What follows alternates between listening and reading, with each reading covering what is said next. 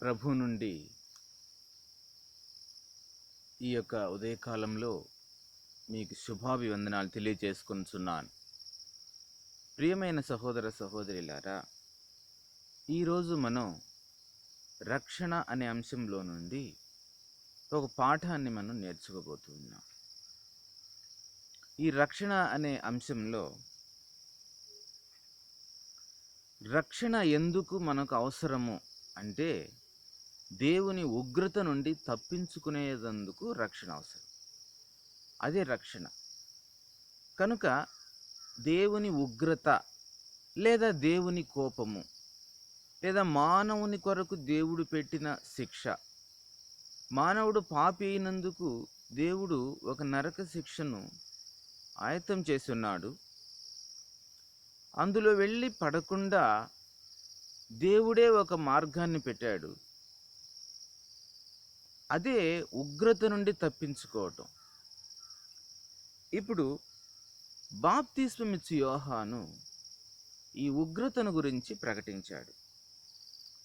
బాప్తిస్మమిచ్చు యోహాను అనగా యేసుక్రీస్తు వారు బాప్తిస్మము పొందే ఆ యొక్క సమయంలో ఈయన వెళ్ళి ప్రకటిస్తూ ఉన్నాడు. ఈ ప్రకటనకు స్పందించి అనేక మంది వచ్చి తమ పాపములు ఒప్పుకొనుచు యోర్దాను నదిలో అతని చేత బాప్తిస్మం పొందుతున్నారు. ఆ సమయంలో అతను వాళ్ళకి చెప్పింది ఏంటంటే, సర్ప సంతానమా, రాబో ఉగ్రతను తప్పించుకుంటే మీకు బుద్ధి చెప్పిన వాడెవడు అన్నాడు. అంటే వాళ్ళు ఇంతకాలము పాపములో ఉన్నారు, ఇంతకాలము దేవుని విసర్జించారు. ఇప్పుడు దేవుని వాక్యం విన్న వెంటనే దేవుని దగ్గరికి వస్తున్నారు. మేము పాపులము, ఇకపై మేము మా యొక్క జీవితమును దేవుని చిత్తానుసారంగా మేము జీవించగలము అని చెప్పి తమ పాపములను అక్కడ ఒప్పుకుని మారు మనస్సు అనుభవంలోనికి వచ్చి ఒక నూతన జీవితమును జీవించుటకు వాళ్ళు సమర్పించుకున్నారు. ఆ సమయంలో బాప్తిస్మిచ్చు యోహాను వాళ్ళని చూసి చెప్పింది ఏంటంటే, రాబో ఉగ్రతను తప్పించుకొనుటకు మీకు బుద్ధి చెప్పిన వాడెవడు అంటే, వాళ్ళు బుద్ధి తెచ్చుకున్నారు. ఎందుకు? రాబో ఉగ్రత నుండి తప్పించుకొనుటకు. ఎప్పుడు చెప్పాడు ఆ మాటను? వారు తమ పాపములను ఒప్పుకొనుచు యోర్దాను నదిలో బాప్తిస్మం పొందుచున్నప్పుడు. కనుక ప్రియులారా, ఇంకా 3వ అధ్యాయం 10వ వచనం మత్తయి సువార్త, ఇప్పుడే గొడ్డలి చెట్ల వేరున ఉంచబడి ఉన్నది గనుక మంచి ఫలము ఫలింపని ప్రతి చెట్టును నరకబడి అగ్నిలో వేయబడును అని చెప్తున్నారు. కనుక మీరు మారు మనస్సుకు తగినట్లుగా తగిన ఫలం ఫలించండి, లేకపోతే గొడ్డలి చెట్ల వేరున ఉంచబడి ఉన్నది అంటున్నాడు. మారు మనస్సు పొందకపోయినా, మారు మనస్సు పొంది దేవునిలోనికి వచ్చిన తరువాత దేవుని వాక్యానుసారంగా జీవించకపోయినా శిక్ష ఖచ్చితం అని చెప్పి ఇక్కడ బాప్తిస్మిచ్చు యోహాను ప్రకటిస్తున్నాడు. ఈయనను ఒక ప్రవక్త అని అందరూ నమ్మారు. ఈయన యేసు ప్రభు యొక్క రాకడను లేదా యేసు ప్రభు వచ్చుటను పరిచయం చేయుటకు వచ్చిన ఒక ప్రవక్త. ఈయనను గురించి యెషయా గ్రంథంలో ప్రవచన రీతిగా కూడా చెప్పబడింది. కనుక ఇప్పుడు మనం ఇంకొక వచనాన్ని మనం చూడబోతున్నాం. 1 దెస్సలోనికయులకు 5వ అధ్యాయం 9వ వచనం. 1 దెస్సలోనికయులకు 5వ అధ్యాయం 9వ వచనం. ఎందుకనగా మన ప్రభు అయిన యేసుక్రీస్తు ద్వారా రక్షణ పొందుటకే దేవుడు మనల్ని నియమించును గాని ఉగ్రత పాలవుటకు నియమింపలేదు. అంటే మారు మనస్సు పొంది నూతన అనుభవంలోనికి వచ్చి పాపముల నుండి విడిపించబడిన విశ్వాసులను చూచి, సంఘ సహోదరులను చూచి ఈయన చెబుతున్న మాట ఏంటంటే, రక్షణ పొందుటకే దేవుడు మనల్ని నియమించి ఉన్నాడు, ఉగ్రత పాలవుటకు నియమించలేదు అంటున్నాడు. కనుక ఉగ్రత లేదు. క్రీస్తులోనికి వచ్చిన తరువాత క్రీస్తునందు ఒక నిజ జీవితమును జీవించినప్పుడు దేవుని ఉగ్రత అయితే లేదు. అదే సంపూర్ణమైన రక్షణ అవుతుంది. ఇంకా మనం చదివినట్లయితే రోమ 5వ అధ్యాయం 8వ వచనంలో రోమ 5వ అధ్యాయం 8వ వచనం, అనగా రోమియోలకు రాసిన పత్రిక 5వ అధ్యాయము 8వ వచనం. అయితే దేవుడు మన ఎడల తన ప్రేమను వెల్లడిపరుచున్నాడు. ఎట్లనగా మనమింకను పాపులమై ఉండగానే క్రీస్తు మన కొరకు చనిపోయాను. కాబట్టి ఆయన రక్తం వలన ఇప్పుడు నీతిమంతులముగా తీర్చబడి మరింత నిశ్చయముగా ఆయన ద్వారా ఉగ్రత నుండి రక్షింపబడుదుము. ఆయన రక్తము ద్వారా నీతిమంతులముగా తీర్చబడుతాము, నిశ్చయముగా ఉగ్రత నుండి రక్షింపబడుదుము. అంటే ఉగ్రత నుండి రక్షింపబడాలి అంటే ఆయన రక్తం వలన నీతిమంతులుగా తీర్చబడాలి. ఇది ఈ వచనం యొక్క సందేశం. ప్రియమైన సహోదర సహోదరులారా, యేసుక్రీస్తు రక్తం వలన మనం నీతిమంతులముగా తీర్చబడగలమా? యేసు ప్రభు రక్షకుడా? ఆయన ద్వారా ఉగ్రత నుండి మనం రక్షింపబడగలమా అన్న విషయాల్ని మనం ఇప్పుడు చూడబోతూ ఉన్నాం. యేసుక్రీస్తు ప్రభు నుండి రక్షణ ఎలా వచ్చును అనే విషయాన్ని మనం ఇప్పుడు చూడబోతూ ఉన్నాం. ఈయన రక్షకుడుగా దేవుడు ప్రకటించాడు. అది ప్రవక్త అయిన జకర్యా ద్వారా, జకర్యా 9వ అధ్యాయం 9వ వచనంలో ఇలాగూ ప్రకటించారు. ఇక్కడ ఏముందంటే, ఇజ్రాయేలుకు చెప్పబడిన ప్రవచనం ఏంటంటే, జకర్యా 9:9లో, నీ రాజు సియోను నివాసులారా బహుగా సంతోషించుడి, యెరూషలేము నివాసులారా ఉల్లాసముగా ఉండుడి.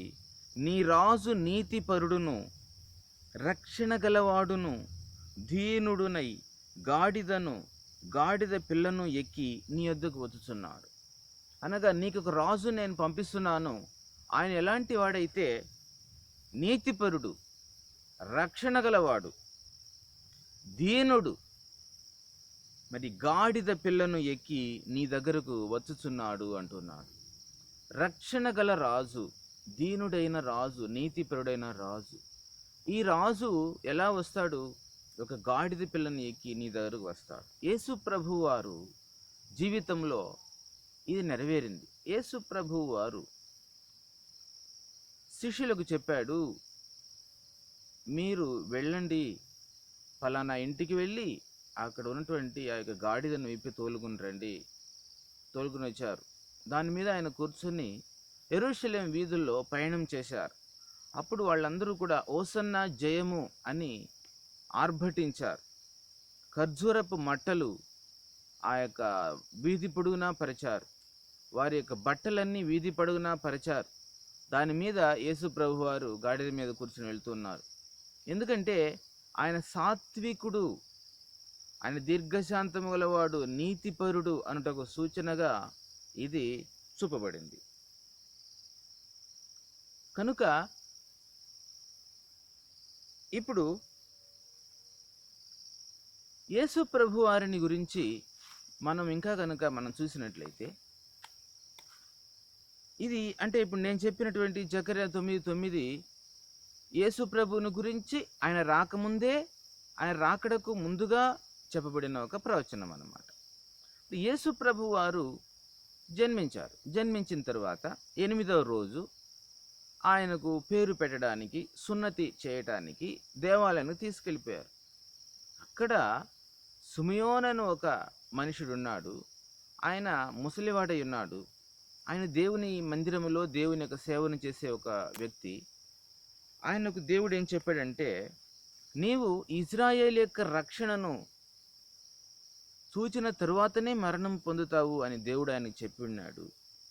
ఆయన ఆ శిశువును చేతులతో ఎత్తుకున్నాడు. ఎవరిని? యేసు ప్రభుని తీసుకొని ఆయన ఏం చెప్పాడంటే, దేవునికి ప్రార్థిస్తున్నాడు. లూకా 2వ అధ్యాయం 30వ వచనంలో, అన్యజనులకు నిన్ను బయలుపరచుటకు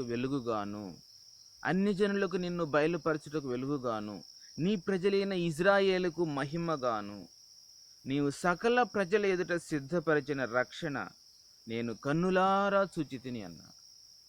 నీవు సకల ప్రజల కొరకు సిద్ధము చేసిన నీ రక్షణను నేను కన్నులారా చూచితిని. సిమియోను పలికిన ఈ మాటల్లో ఇజ్రాయేల్ యొక్క రక్షకుని నేను కనులారా చూస్తున్నాను. అన్యజనులకు బయలుపరచుటకు, అంటే అన్యజనులకు కూడా బయలుపరిచే రక్షణ, దేవుని రక్షణ ఈయనే అని యేసు ప్రభువారు ఆ 8వ దినములో పుట్టి, ఆ చిన్న బిడ్డ 8వ దినంలోనే ఆయనను గూర్చి ఒక ముసలాయన, ఒక వృద్ధాప్యమందున్నటువంటి దైవ సేవకుడు చెప్పినటువంటి మాటలు, ఈయన ఇజ్రాయేల్ యొక్క రక్షకుడు అని. ఇప్పుడు యేసు ప్రభు వారు ఏం చేస్తున్నారు? యెరూషలేం వీధుల్లో ఆయన వెళ్తున్నారు. ఆయన ఒక వీధిలో వెళ్తున్న ఆ యొక్క సందర్భంలో ఒక పొట్టివాడైన ఒక మనిషి, ఆయన పేరు జక్కయ్య, ఈయన ఏం చేశాడు? యేసు ఎవరో అని చూడగోరాడు. యేసు ప్రభువారు ఆ వీధిలో వస్తూ ఉన్నప్పుడు విస్తారమైన జనము క్రిక్కిరిసి ఉంది.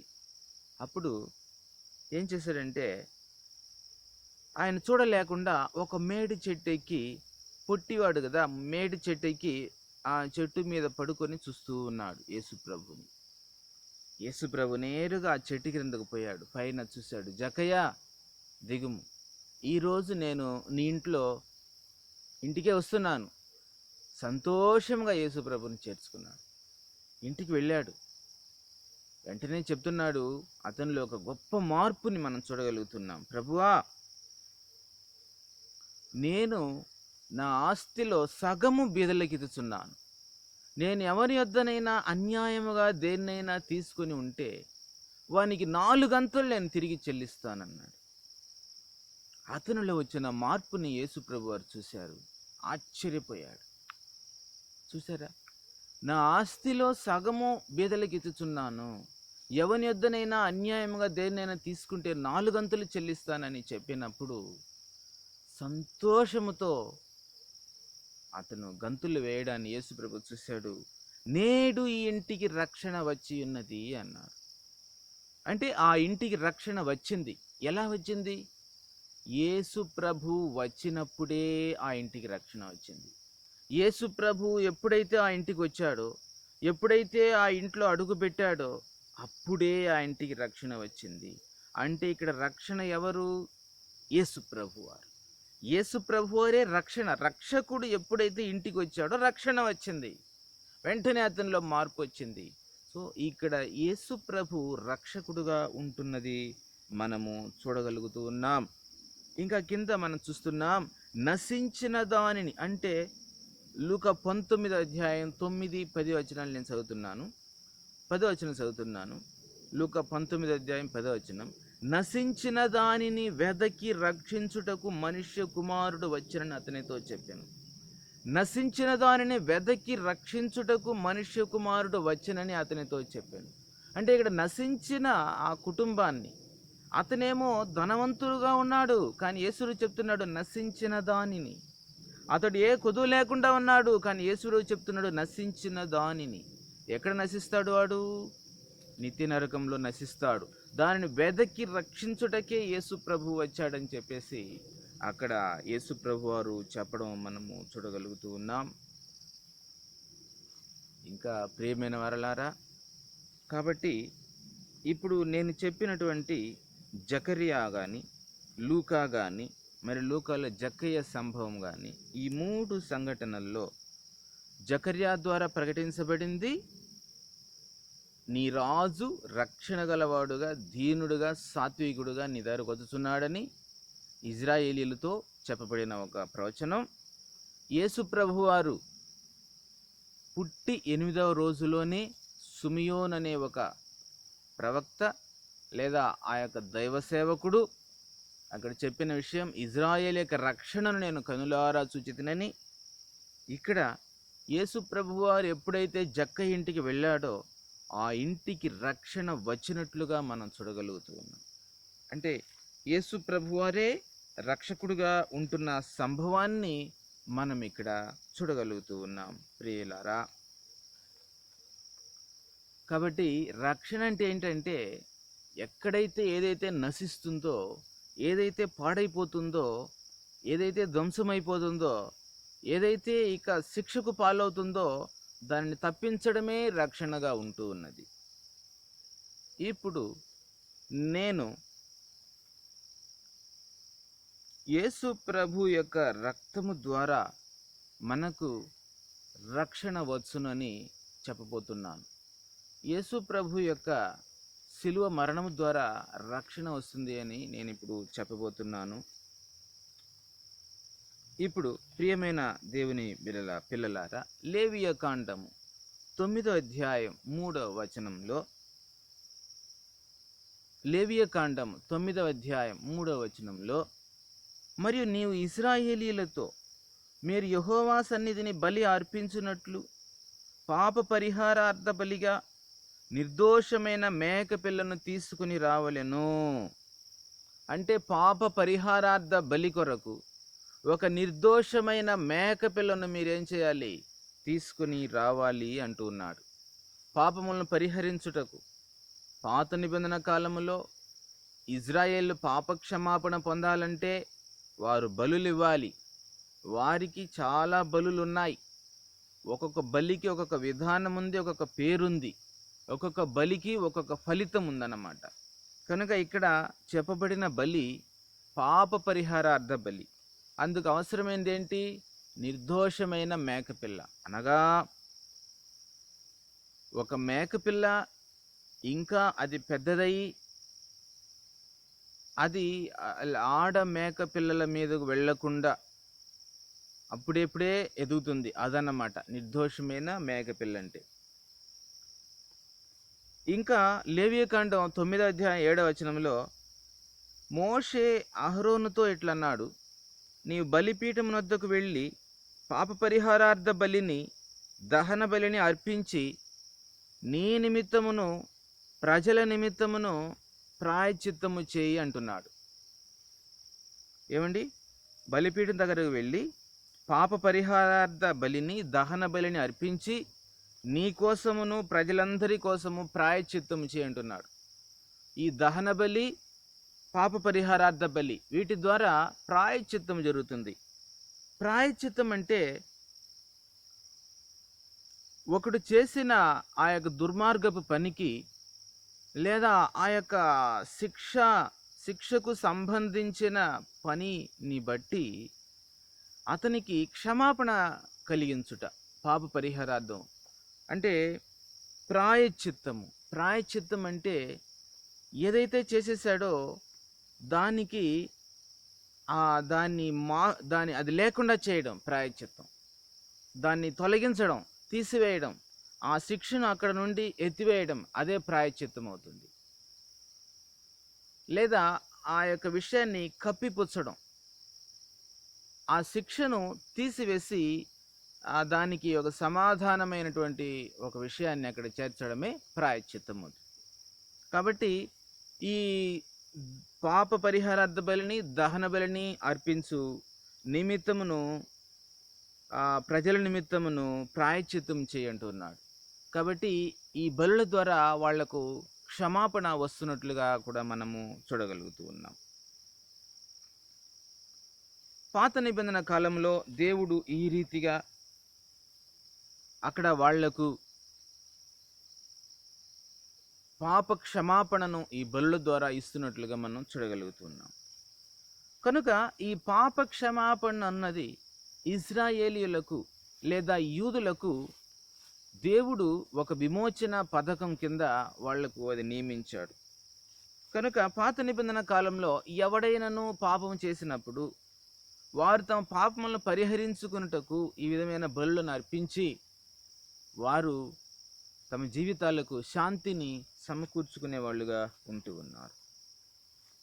ఇప్పుడు అదే క్రమంలో మనం చూసినప్పుడు క్రొత్త నిబంధన దినాల్లో యేసు ప్రభు వచ్చిన తరువాత వాళ్లకు పాప క్షమాపణ లేదా పాప పరిహారము ఎలా వస్తుంది? యేసు ప్రభు ద్వారానే వస్తుంది. యేసు ప్రభు వారు బాప్తిస్మిచ్చు యోహాను దగ్గరకు వస్తూ ఉండగా బాప్తిస్మిచ్చు యోహాను ఏం చెప్పారో తెలుసా అండి? యోహాను సువార్త 1వ అధ్యాయం 29వ వచనం, మరునాడు యోహాను యేసు తన ఎద్దుకు రాగా చూచి, ఇదిగో లోక పాపమును మోసికొనుపోవు దేవుని గొర్రెపిల్ల అన్నాడు. బాప్తిస్మిచ్చు యోహాను ప్రవక్త యేసును చూచి ఏమంటున్నాడంటే, ఇదిగో లోక పాపమును మోసికొని పోవు దేవుని గొర్రెపిల్ల అంటూ ఉన్నాడు. లోక పాపమును, ఒకరి పాపము కాదు, ఇజ్రాయేళ్ల పాపములు మాత్రమే కాదు, సర్వలోకములో ఉన్నటువంటి ప్రతి ఒక్కరి పాపములను మోసికొని పోవుటకు, పాపములను పరిహరించుటకు, పాప నివారణ చేయుటకు, పాప పరిహారము చేయుటకు వచ్చినటువంటి దేవుని గొర్రెపిల్ల. పాపములు పరిహరించబడినప్పుడు, పాపములను తీసివేసినప్పుడు శిక్ష తప్పుతుంది, నరక శిక్ష కూడా తప్పుతుంది. ఆ నరక శిక్షను తప్పించుకొని నిత్య జీవంలో ప్రవేశించడమే రక్షణ అవుతుంది. కనుక యేసు ప్రభు వారు లోక పాపమును మోసినట్లయితే, పరిహరించినట్లయితే యేసు ప్రభు ద్వారా రక్షణ వస్తుంది అని ఈ వచనం గుండా మనము తెలుసుకోగలం. కనుక బలులు ఇవ్వటానికి నిర్దోషమైన మేక అవసరం.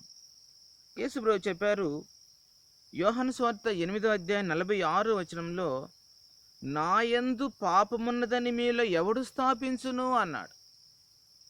నాలో పాపమున్నదని మీలో ఎవరైనా నిరూపించగలరా అని యేసు ప్రభు చెప్పాడు. కనుక పాపము లేని పరిశుద్ధుడుగా యేసు ప్రభు వారు ఉంటూ ఉండడాన్ని చూస్తున్నాం. ఇంకా 1 పేతురు 1వ అధ్యాయం 19వ వచనంలో, 1 పేతురు 1వ అధ్యాయం 19వ వచనంలో ఇక్కడ పేతురు గారు యేసు ప్రభు వారి యొక్క రక్తమును గూర్చి వివరించుచు ఆయన ఎలా పరిశుద్ధుడో అన్నది ఇక్కడ చెబుతున్నాడు. అమూల్యమైన రక్తము చేత, 1 పేతురు 1:19లో, అమూల్యమైన రక్తము చేత అనగా నిర్దోషమును నిష్కళంకమునగు గొర్రెపిల్ల వంటి క్రీస్తు రక్తము చేత విమోచింపబడితరని మీరు ఎరుగుదురు కదా అంటున్నాడు. నిర్దోషమును నిష్కళంకమునగు గొర్రెపిల్ల వంటి క్రీస్తు రక్తము చేత మీరు విమోచింపబడితిరి, అనగా రక్షింపబడితిరి, తప్పింపబడితిరి. విమోచింపబడితిరి అంటే ఏ నరక శిక్ష నీకు ఉందో ఆ నరక శిక్షలో వెళ్ళి పడకుండా తప్పించాడు. ఎవరి ద్వారా? అమూల్యమైన క్రీస్తు రక్తము ద్వారా అని ఇక్కడ చెప్తున్నాడు. యేసు ప్రభు వారు తన రక్తాన్ని గురించి ఏం చెప్పాడు? తన రక్తాన్ని గురించి ఏం చెప్పాడు చూద్దామా ప్రియమైనవారులారా? మత్తయి సువార్తలో 26వ అధ్యాయము 28వ వచనం. మత్తయి సువార్త 26వ అధ్యాయం 28వ వచనం. ఇది నా రక్తము, అనగా పాప క్షమాపణ నిమిత్తము అనేకుల కొరకు చిందింపబడుచున్న నిబంధన రక్తం అన్నాడు. అనగా నేను నా రక్తము, యేసు ప్రభువు వారు ఆ 12 మంది శిష్యులను భోజన బంతిలో, పస్కా బలిలో, అనగా వారికి పస్కా పండుగ యొక్క అలవాటు ఉంది. ఆ పస్కా పండుగలో ప్రతి సంవత్సరం వాళ్ళు పస్కా పండుగను వాళ్ళు ఆచరిస్తారు. ఇజ్రాయేలీయులు ఐగుప్తు దేశంలో బానిసలుగా ఉండినప్పుడు ఇజ్రాయేలీని దేవుడు విడిపించుటకు పస్కా బలిని దేవుడు అక్కడ ఆయత్తం చేశాడు. పస్కా బలి ద్వారా వారికి విడుదల ఆ రోజు వచ్చింది. ఆ యొక్క పస్కా బలిని మీరు ప్రతి సంవత్సరము మీరు ఆచరించాలని దేవుడు వారికి ఆజ్ఞాపించాడు. ఆ రీతిగా మోషే దినాల్లో నుండి యేసు ప్రభు దినాల వరకు కూడా ఆ యొక్క పస్కా ఆచరణలో ఉన్నింది. ఆ యొక్క పస్కా పండుగ సమయంలో ఆ యొక్క జంతువుని వారు చంపేవాళ్ళు. ఆ జంతు రక్తముతో వారు పస్కా పండుగను ఆచరించేవారు. కానీ అదే పస్కా పండుగ రోజు యేసు ప్రభువు తన శిష్యులతో కూర్చొని ఆ మేడగదిలో పస్కా విందును ఆచరిస్తున్న సమయంలో ద్రాక్షరసపు పాత్రను చేతిలో పట్టుకొని, ఇది మీ కొరకు చిందింపబడుచున్న నా రక్తము అంటూ ఉన్నాడు. అనగా పాప క్షమాపణ కొరకు మీకోసం చిందిస్తున్నటువంటి రక్తము. పస్కా పండుగ సమయంలో యేసుప్రభు చెప్పారు, పస్కా బలి సమయంలో పస్కా మేకకు బదులుగా ఊర్లో వాళ్ళందరూ కూడా పస్కా మేకను వధించుకుంటున్నారు. ఇక్కడ యేసుప్రభు శిష్యులతో కూర్చొని తన ఒక ద్రాక్షరసమును చేతిలో చూపించి, ఇది మీ కొరకు చిందింపబడుచున్నటువంటి నా రక్తము అని చెబుతున్నట్లుగా మనము చూస్తూ ఉన్నాం. పాప క్షమాపణ కొరకు. ప్రియమైనవారులారా,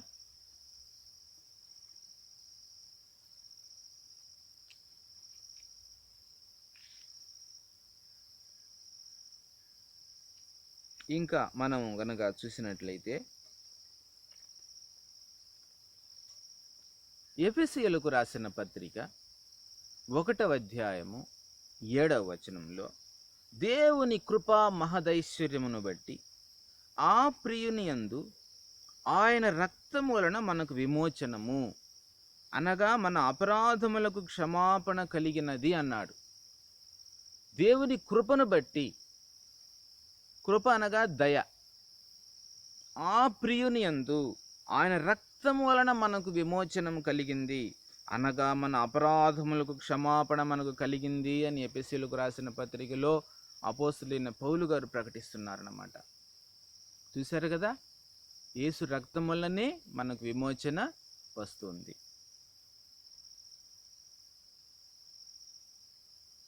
1 పేతురు 2వ అధ్యాయము 24వ వచనం, మనము పాపముల విషయమై చనిపోయి నీతి విషయమై జీవించున్నట్లు ఆయన తానే తన శరీరమందు మన పాపములను మ్రాను మీద మోసికొనెను, ఆయన పొందిన గాయముల చేత స్వస్థత నొందితిరి.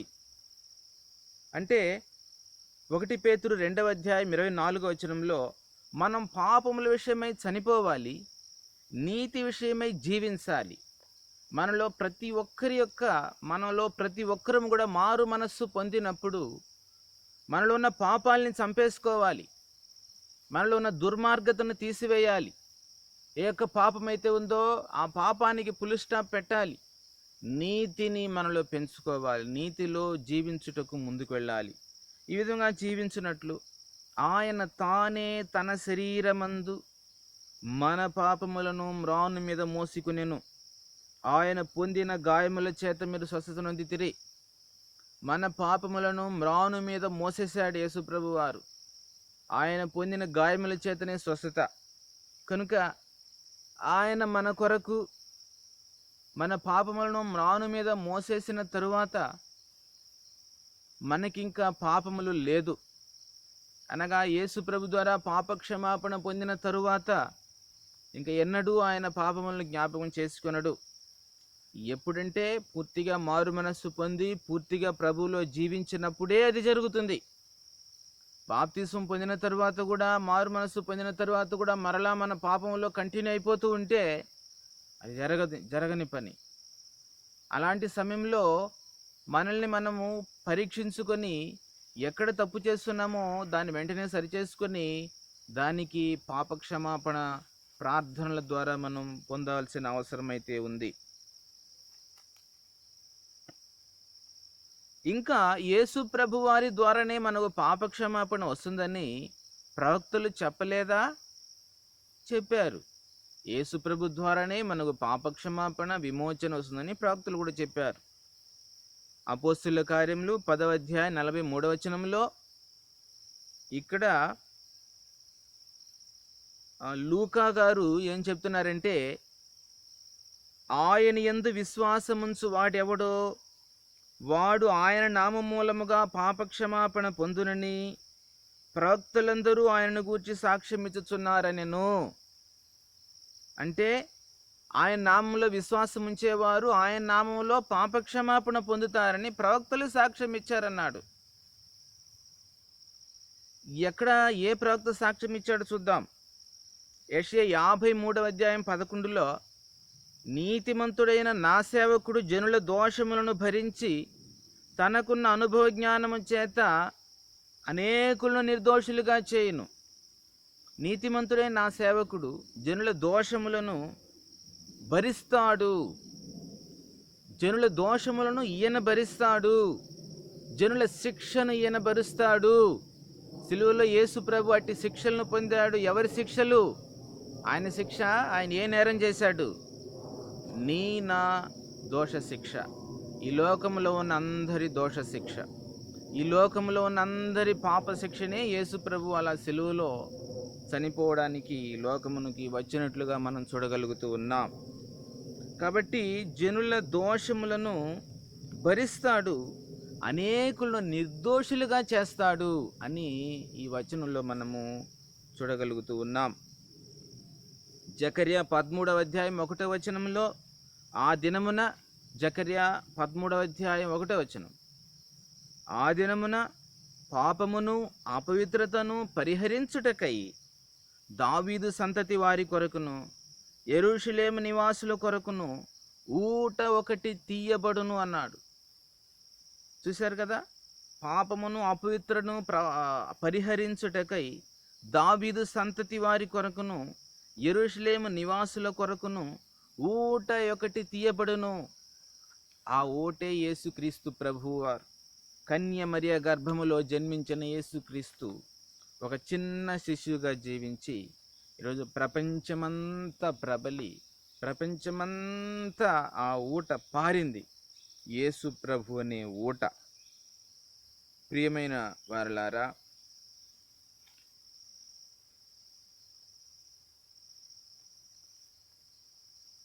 ఇంకా మనం చూసినట్లయితే యెషయా గ్రంథం 49వ అధ్యాయం 6వ వచనంలో, నీవు యాకోబు గోత్రపు వారిని ఉద్ధరించున్నట్లును, యెషయా 49:6లో, నీవు యాకోబు గోత్రపు వారిని ఉద్ధరించున్నట్లును, ఇజ్రాయేల్లో తప్పింపబడిన వారిని రప్పించున్నట్లును, నా సేవకుడు ఉండుట ఎంతో స్వల్ప విషయము.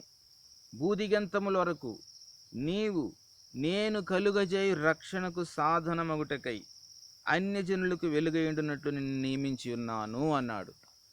అంటే భూదిగంతముల వరకు నేను కలుగజేయు రక్షణకు సాధనమగుటకై అన్యజనులకు వెలుగయుండునట్లు నిన్ను నియమించి ఉన్నాను.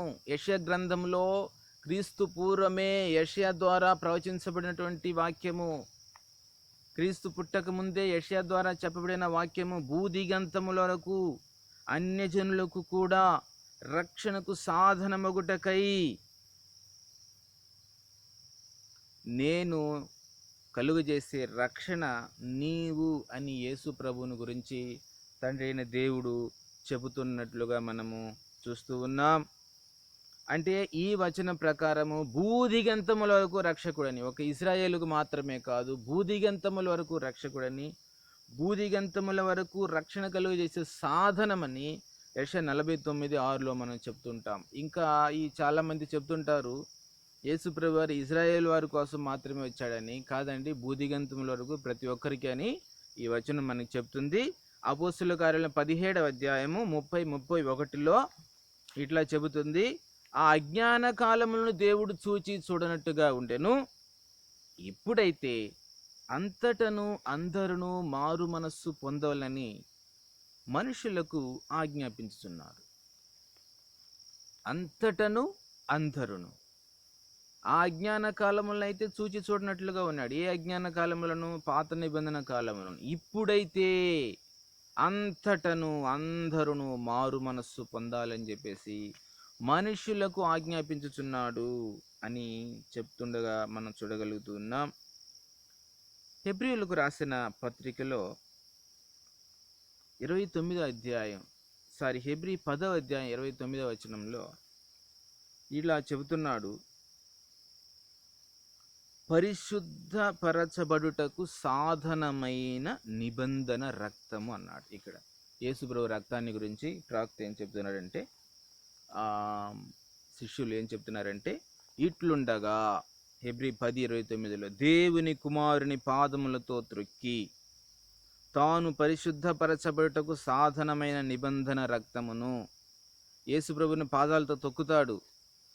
నీవు ఏ రక్తముతో పరిశుద్ధపరచబడాలో, ఏ రక్తం ద్వారా విమోచించబడాలో, ఏ రక్తము ద్వారా నీ పాపములు క్షమించుకోవాలో ఆ నిబంధన రక్తాన్ని, నిన్ను పరిశుద్ధపరచబడుటకు సాధనమైన నిబంధన రక్తాన్ని అపవిత్రమైనదిగా ఎంచి కృపకు మూలమగు ఆత్మను తిరస్కరించిన వాడు ఎంత ఎక్కువైన దండనకు పాత్రుడిగా ఎంచబడినని మీకు తోచును.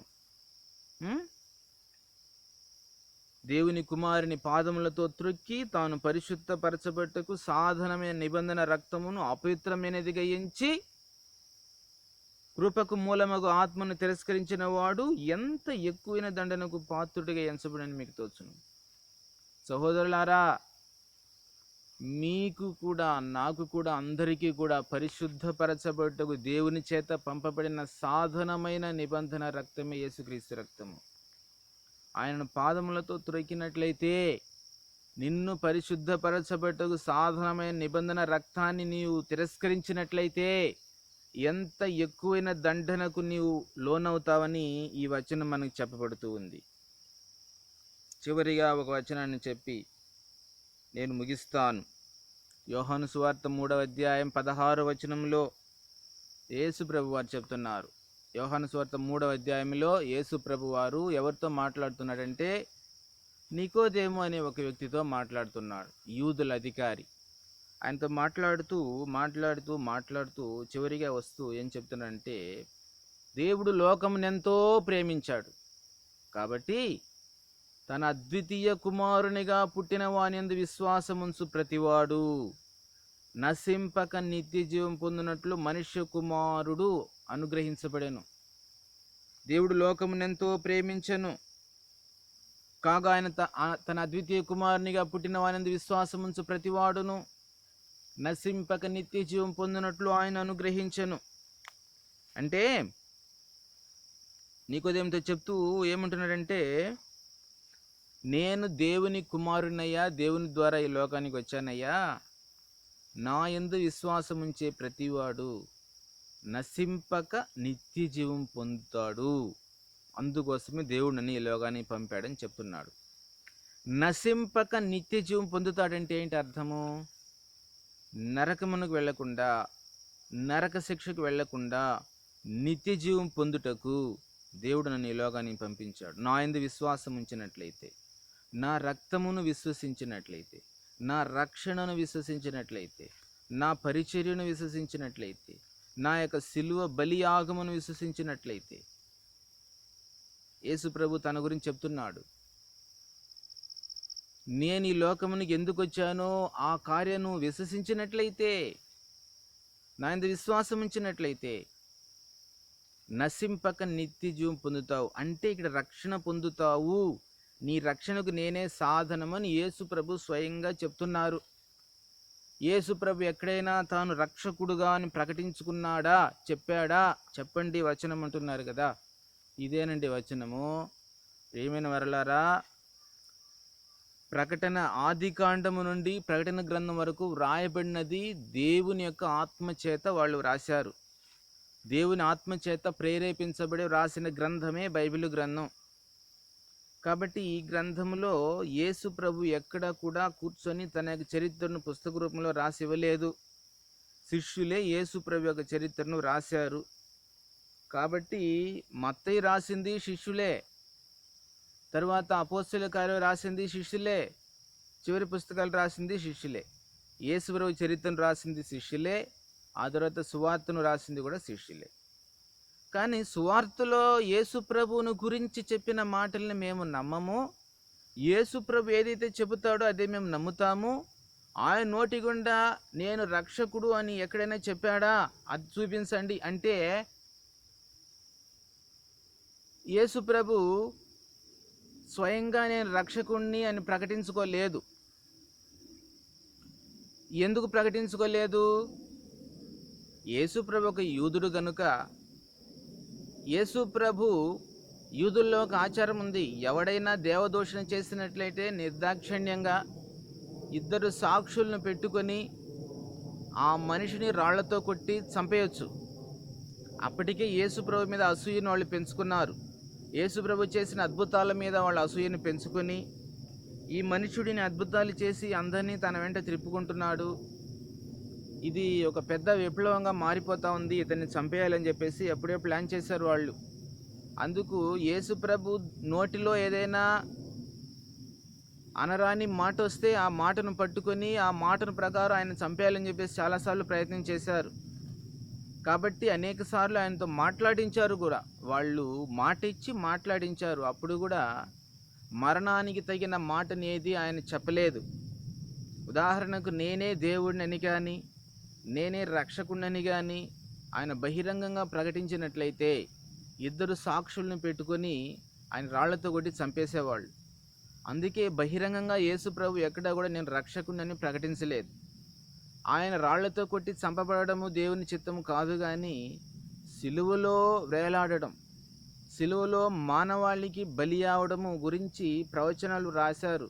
ఆ ప్రవచనాలు అక్కడ నెరవేరాలి కాబట్టే యేసుప్రభు ఎక్కడా కూడా నేను రక్షకుణ్ణి అని బహిరంగంగా అనేక చోట్ల ప్రకటించలేదు. కానీ ఆయన కార్యముల ద్వారా, మాటల ద్వారా, బోధనల ద్వారా ఆయన రక్షకుడిని మనం తెలుసుకోవాలి. ఉదాహరణకు నీకోదేముతో మాట్లాడిన మాటను బట్టి, ఆ జక్క ఇంట్లో మాట్లాడిన మాటను బట్టి, సుమియోను మాట్లాడిన మాటను బట్టి, ప్రవక్తలు ఏం చెప్పారు, శిష్యులు ఏం చెప్పారు, యేసుప్రభు చేసిన కార్యాలు ఏముంది, ఇదంతా విని గ్రహించి ఒక ముగింపుకి మనం రావాలి. అందుకే దేవుడు వివేచన జ్ఞానాన్ని మనకి ఇచ్చాడు, వినికిడి జ్ఞానాన్ని ఇచ్చాడు, ఆలోచించే జ్ఞానాన్ని ఇచ్చాడు.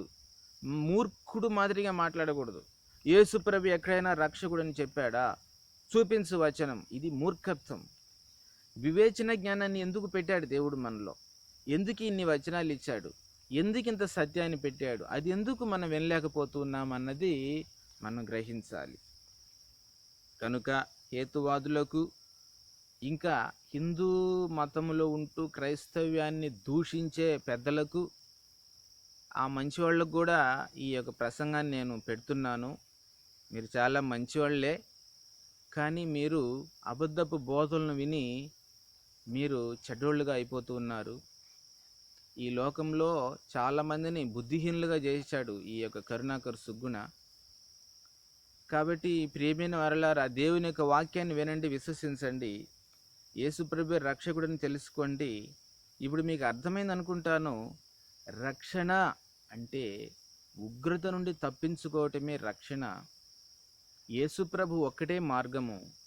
పాత నిబంధనలోనైతే జంతు బళ్ళ ద్వారా వారికి పాపక్షమాపణ, క్రొత్త నిబంధనలో అమూల్యమైన, నిర్దోషమైన, నిష్కల్మషమైన, పరిశుద్ధమైన క్రీస్తు రక్తము చేతనే మనకు విమోచన, పాపక్షమాపణ కలుగుతుంది అని మనము చదువుకోగలిగాం. కాబట్టి ఇది నా రక్తము, అనేకుల కొరకు పాపక్షమాపణ కొరకు చిందింపబడుచున్న నిబంధన రక్తం యేసుప్రభు చెప్పాడు. యేసుప్రభు నందు విశ్వాసం ఉంచితే, ఆయన కార్యమందు విశ్వాసం ఉంచితే, ఆయన చేసిన బలియాగమందు నీ విశ్వాసం ఉంచితే, ఆయనలోనికి నువ్వు రాగలిగితే, ఆయనను అంగీకరించగలిగితే, ఆయనను విశ్వాసం ఉంచి, యేసుప్రభునందు విశ్వాసం ఉంచి, యేసుప్రభు కుమారుడుగా నిన్ను నీవు అప్పగించుకోగలిగితే, దేవుని బిడ్డగా దేవుని సన్నిధికి నువ్వు రాగలిగితే దేవుడు నిన్ను రక్షించగలడు. ప్రియమైన సహోదరుడా, సహోదరి, ఆయన నీ నోటి ద్వారా ఈయనే రక్షకుడు అని నీవు అంగీకరించినప్పుడు, ఒప్పుకున్నప్పుడు, నీ పాపముల నుండి నువ్వు మారు మనస్సు పొందినప్పుడు, నీవు నీటిలో పూర్తిగా మునిగి బాప్తిస్మము పొందినప్పుడు నీవు రక్షింపబడతావు. మనం ఎలా రక్షణ పొందుతాము అని నేను ఈ ప్రసంగంలో చెప్పలేదు. రక్షణ పొందుటకు అవసరమైనటువంటి టూల్, పరికరము, సాధనము యేసుక్రీస్తే అని వివరించడమే ఈ యొక్క ప్రసంగ ఉద్దేశము. దీన్ని మనం ఎలాగో మన జీవితాలకు అన్వయించుకోవాలి, దీన్ని మనం ఎలాగో మన జీవితాలకు ఉపయోగించుకోవాలి, ఏమి చేస్తే మనం ఏమి చేస్తే రక్షణ పొందుతాము అన్నది అది వేరే సబ్జెక్టు. కాబట్టి మన కోసము, మన రక్షణ కోసము దేవుడేం చేశాడన్నది ఈ సబ్జెక్టు. కాబట్టి ఈ యొక్క వాక్యమును విన్నటువంటి మీకేదైనా సందేహాలుంటే, లేదా నాతో ఏదైనా మాట్లాడాలనుకుంటే ప్రేమపూర్వకంగా మీరు నాతో మాట్లాడవచ్చు. హిందూ సోదరులు కానీ, క్రైస్తవ సోదరులు కానీ, ఎవరైనా కూడా సరే ప్రేమపూర్వకంగా నాతో మాట్లాడవచ్చు. నేను మాట్లాడటకు కష్టపడను, మాట్లాడటకు నేను నిదానించి, నేను అందరినీ గౌరవించే నేను మాట్లాడతాను. కాబట్టి హిందూ సోదరులు కానీ, క్రైస్తవ సోదరులు కానీ, మీరు నాతో ప్రశాంతంగా, శాంతిగా మాట్లాడవచ్చు. మీకు ఎన్ని కార్యాలు కావాలన్నా నేను చెప్తాను. మీకు ఇందులో ఏ సందేహం ఉన్నా చెప్తాను. మీరు ఇందులో ఏదైనా వ్యతిరేకించాలన్నా, లేదా ఇందులో మీరేదైనా అంగీకరించదగ్గది లేదన్నా, లేదా ఇంకా చెప్పాల్సినవి ఇంకా ఏమైనా ఉన్నాయని అడిగి తెలుసుకోవాలన్నా నాతో మీరు మాట్లాడి మీరు అడిగి తెలుసుకోవచ్చు. కాబట్టి ఈ యొక్క సందేశం అనేది మీకు ఉపయోగకరంగా ఉంటుందని నేను విశ్వసిస్తున్నాను. God bless you. దేవుడు మిమ్మల్ని అందరినీ దీవించునుగాక. మరలా మరి యొక్క సందేశంలో మనం కలుసుకుందాం. దయచేసి దయచేసి దయచేసి మీరు ఒకరు ఈ యొక్క వాక్యాన్ని విన్న తరువాత ఒక 10 మందికి మీరు షేర్ చేయండి. ఆ విన్నవారు ఇంకో 10 మందికి షేర్ చేస్తారు. అప్పుడే వచనం అనేది రీచ్ అవుతుంది, జనాలకు వెళ్తుంది. లేకపోతే నేను ప్రసంగం చేసేది ఏ ఒకరితోనో ఇద్దరితోనో ఆగిపోతుంది. వ్యూస్ లేకపోతే ఈ ప్రసంగం చేసేది వేస్ట్. కాబట్టి ప్రియమైన వారలారా, మనకు పెద్ద వాక్చాతుర్యం కాదు కావాల్సింది, వాక్య జ్ఞానమే కావాలి. ఆ జ్ఞానాన్ని నేను మీకు అందించాను. God bless you. దేవుడు మిమ్మల్ని దీవించునుగాక.